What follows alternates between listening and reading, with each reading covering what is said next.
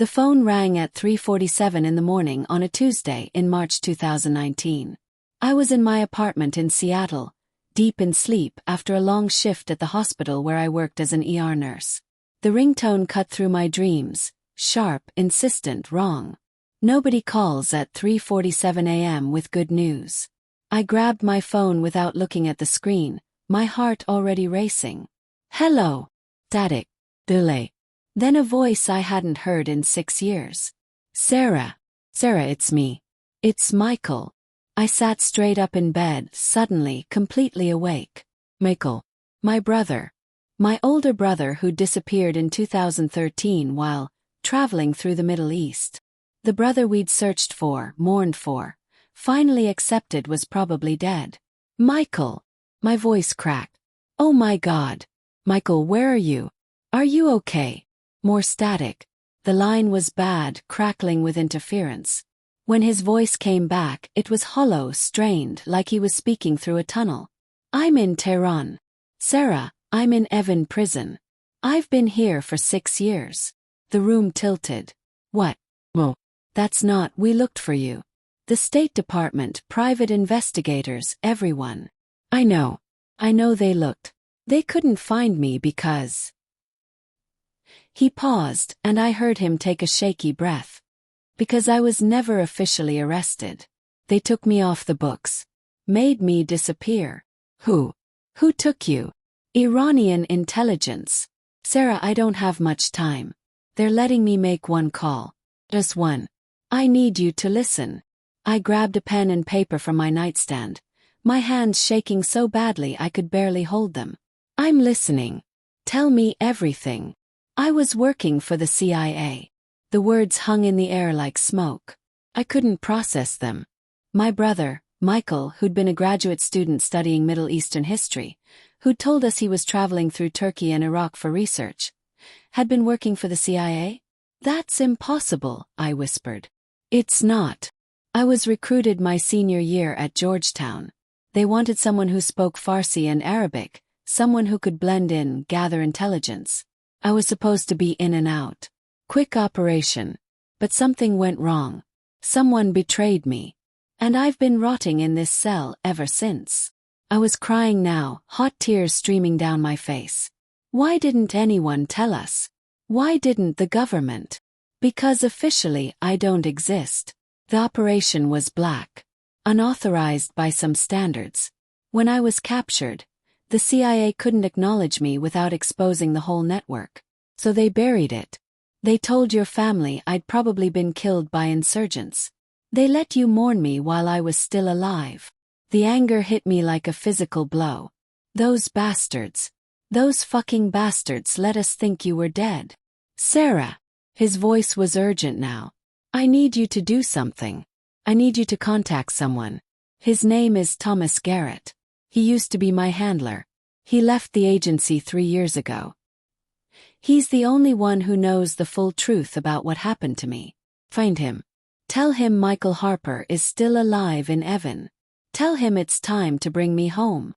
Where do I find him? Last I knew, he was in Virginia. Alexandria. He runs a private security consulting firm now. Sarah, you have to. The line went dead. I stared at my phone. The screen showing the call had lasted 3 minutes and 47 seconds. An international number I didn't recognize. Already disconnecting, already gone. I sat in my dark bedroom, shaking, my brother's voice still echoing in my ears. He was alive. After 6 years of believing he was dead. 6 years of grief, of memorial services, of learning to live with the hole he'd left in our family. He was alive. And I was going to bring him home. Finding Thomas Garrett took me 4 days.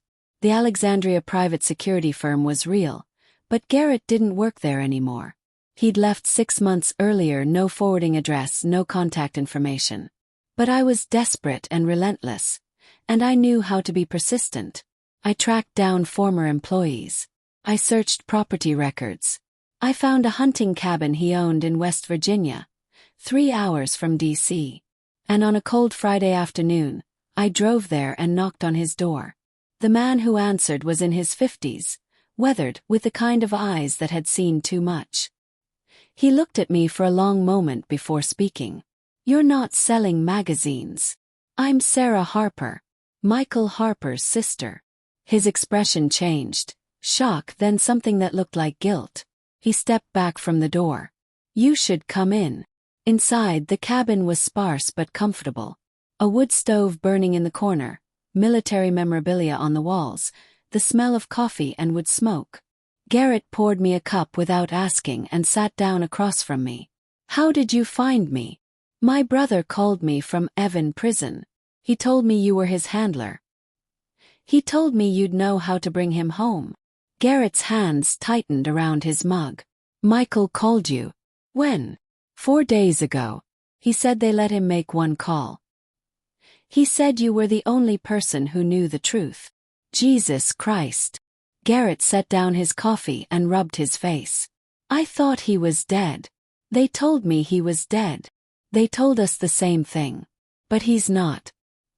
He's alive, and he's been in that prison for 6 years, and nobody has done anything to get him out." Garrett stood up and walked to the window, staring out at the bare trees. When he spoke, his voice was heavy with something that sounded like shame. Michael was supposed to be in Tehran for 3 months. He was gathering intelligence on Iranian nuclear program financing, tracking money flows through shell companies. It was good work, important work. But someone in the network was compromised. Someone talked. And Michael was in the wrong place at the wrong time. "Why didn't you get him out?" "I tried."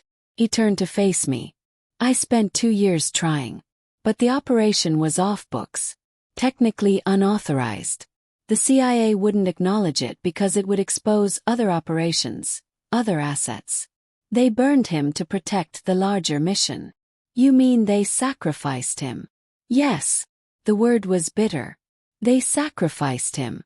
And when I kept pushing, when I kept trying to get authorization for an extraction, they pushed me out. They made it clear that if I pursued it, I'd be the one in prison next."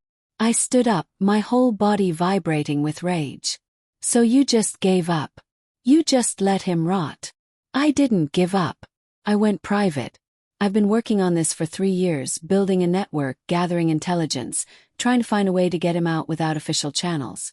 But I need leverage. I need something that makes them care more about bringing him home than about protecting their secrets." "What kind of leverage?" Garrett looked at me for a long moment. "The kind that could get us both killed. Or the kind that could save your brother's life." What Garrett showed me over the next 6 hours changed everything I thought I understood about my brother's imprisonment. He'd compiled a massive file. 6 years of documentation, intelligence reports, intercepted communications. It showed that Michael hadn't been captured because of a random betrayal. He'd been deliberately set up by a CIA officer who was secretly working with Iranian intelligence. "His name was Robert Chen," Garrett explained, pulling up photographs on his laptop. "He was in counterintelligence. He had access to all our operations in the Middle East. For 5 years he was feeding information to Iran, helping them roll up our networks. Michael wasn't his only victim. 12 other officers were compromised because of him." "Where is he now?" "Federal prison in Pennsylvania. He was caught in 2017, convicted of espionage. Serving life without parole." "Does he know Michael's alive?" "No. Chen thought Michael was executed years ago, like most of the others." Garrett closed his laptop. "But if we can prove that Michael's capture was a direct result of Chen's betrayal, we can force the CIA to acknowledge the operation. We can make bringing Michael home a matter of correcting a massive intelligence failure, rather than exposing an unauthorized mission." "How do we prove it?" "With testimony. From someone who was there. Someone who knows exactly what information Chen passed to Iran and when." He pulled out a file folder. "Chen had a partner. Junior analyst named Jennifer Walsh. She took a plea deal, testified against him, got 10 years instead of life. She's in minimum security in West Virginia, about 2 hours from here. You want us to talk to her?" "I want you to talk to her. Prisoner to civilian interview. You're his sister. You're not CIA. You're not government. You're just a family member trying to understand what happened to your brother. He handed me the folder. She's eligible for early release in 2 years if she cooperates with ongoing investigations. If we can convince her that helping Michael is in her best interest. I understood what he wasn't saying. We were going to make a deal. Jennifer Walsh agreed to see me on a Wednesday afternoon. She was 37, thin, with dark circles under her eyes that spoke of years of guilt and sleepless nights. We sat across from each other in a visitation room that smelled like disinfectant and regret. I know why you're here, she said before I could speak. Tom Garrett contacted my lawyer. He told me about Michael Harper. He's alive, I said. He's been in Evin Prison for 6 years because of information you and Robert Chen gave to Iran. She flinched like I'd hit her. I know what we did. I think about it every single day. Then help me bring him home. How? I've told the FBI everything I know. I testified at Chen's trial. What else can I do? I leaned forward. You can go on record. You can make a formal statement to the Senate Intelligence Committee detailing exactly what information Chen passed to Iran and when. You can prove that Michael's capture was a direct result of that betrayal. You can give us the leverage we need to force the CIA to acknowledge the operation and negotiate his release. They'll never release him. Iran doesn't do prisoner exchanges with the US. They do when it's politically valuable, when it makes them look reasonable, when there's something in it for them. I pulled out the documents Garrett had prepared. The CIA has 3 Iranian intelligence officers in custody. Low level. Not particularly valuable. But we can broker a trade. We just need the proof that Michael's imprisonment was caused by our own intelligence failure, not by his actions. That makes bringing him home a moral imperative. Jennifer stared at the documents for a long time. When she looked up, her eyes were wet. I destroyed a lot of lives, she said quietly. I can't fix most of them. But maybe I can fix this one. Will you testify? She nodded. Yes, we'll testify. I'll give you everything you need. Jennifer Walsh agreed to see me on a Wednesday afternoon. She was 37, thin, with dark circles under her eyes that spoke of years of guilt and sleepless nights. We sat across from each other in a visitation room that smelled like disinfectant and regret. I know why you're here, she said before I could speak. Tom Garrett contacted my lawyer. He told me about Michael Harper. He's alive, I said. He's been in Evin Prison for 6 years because of information you and Robert Chen gave to Iran. She flinched like I'd hit her. I know what we did. I think about it every single day. Then help me bring him home. How? I've told the FBI everything I know. I testified at Chen's trial. What else can I do? I leaned forward. You can go on record. You can make a formal statement to the Senate Intelligence Committee detailing exactly what information Chen passed to Iran and when. You can prove that Michael's capture was a direct result of that betrayal. You can give us the leverage we need to force the CIA to acknowledge the operation and negotiate his release. They'll never release him. Iran doesn't do prisoner exchanges with the US. They do when it's politically valuable, when it makes them look reasonable, when there's something in it for them. I pulled out the documents Garrett had prepared. The CIA has 3 Iranian intelligence officers in custody. Low level. Not particularly valuable. But we can broker a trade. We just need the proof that Michael's imprisonment was caused by our own intelligence failure, not by his actions. That makes bringing him home a moral imperative. Jennifer stared at the documents for a long time. When she looked up, her eyes were wet. I destroyed a lot of lives, she said quietly. I can't fix most of them.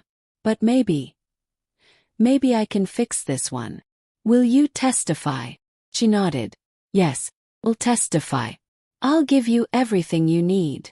Took 14 months. 14 months of testimony. Of congressional hearings. Of closed-door negotiations between the State Department and Iranian officials. Of media pressure and public advocacy. Of my face on the news, telling my brother's story, refusing to let him be forgotten again. The CIA fought us at first. Tried to keep everything classified. But Jennifer Walsh's testimony was devastating. She laid out the entire betrayal. Names, dates, operations compromised. She made it impossible for them to continue hiding behind classification. And slowly the pressure worked. In May 2020, the United States and Iran agreed to a prisoner exchange. 3 low-level Iranian intelligence officers for 1 American. Michael Harper. I was at Dover Air Force Base when the plane landed. My parents were with me. My mother couldn't stop crying. My father stood rigid, unable to speak. His hands clenched at his sides. We'd been told Michael was in poor health, that 6 years in Evin had taken a toll. We'd been prepared for the worst. But when he came down those stairs, walking on his own, thinner than I remembered, older than he should be, but alive, God alive, my mother broke away from us and ran. She reached him first, throwing her arms around him, sobbing into his shoulder. My father followed, then me, all of us holding him, holding each other, a tangle of relief and grief and joy so overwhelming I couldn't breathe. "I'm home," Michael whispered. "I'm finally home." Michael is living with our parents in Virginia while he recovers. The physical wounds have mostly healed. The malnutrition, the infections, the damage from years in a cell with inadequate medical care. The psychological wounds will take longer. Maybe forever. He has nightmares. He struggles with crowds, with loud noises, with being alone. He sees a therapist 3 times a week and takes medication for anxiety and depression. But he's alive. He's home. And slowly, day by day, he's finding his way back to being human. Last week we had dinner together, just the 2 of us at a quiet restaurant near his apartment. Over pasta and wine he told me about the 6 years. Not everything. Some things he'll never be able to share. But enough that I understood. There were times I wanted to give up, he said. Times I thought about ending it. But I kept thinking about you. About Mom and Dad. About coming home. That's what kept me alive. "I'm sorry it took so long," I said, my voice breaking. "I'm sorry we didn't know." "Stop." He reached across the table and took my hand. "You saved my life, Sarah. You and Tom and Jennifer. You didn't give up when everyone else did. You brought me home." We sat in silence for a moment, holding hands across the table, 2 siblings who'd been given a second chance. "What are you going to do now?" I asked. He smiled, the first real smile I'd seen from him since he came home. "Live. Live. No more secrets. No more lies. Just a normal, boring life." "That sounds perfect." "Yeah," he said, squeezing my hand. "It really does. My name is Sarah Harper." In March 2019, my brother called me from a prison in Iran where he'd been held for 6 years. The CIA had abandoned him. The government had forgotten him. The world thought he was dead. But he wasn't. And we brought him home. This is his story. This is our story. And it's a reminder that some heroes don't get to come home right away. Some battles take years to win. Some victories require civilians to become warriors, to refuse to accept that their loved ones are lost. Michael is home now. That's what matters. The rest, the anger, the betrayal, the years stolen, we'll figure that out together. One day at a time.